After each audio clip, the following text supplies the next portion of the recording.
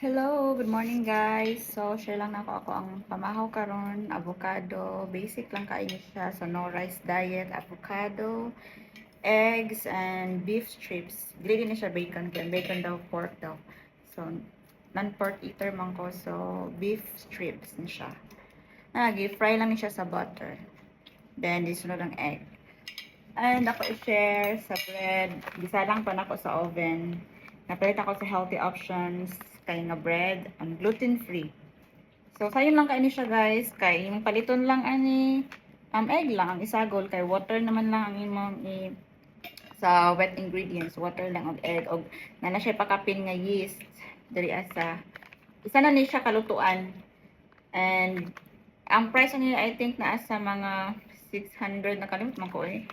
Pero sa isa ka slice ani mabusog naman kaya na siya sa isa ka kananan na isa ka slice lang.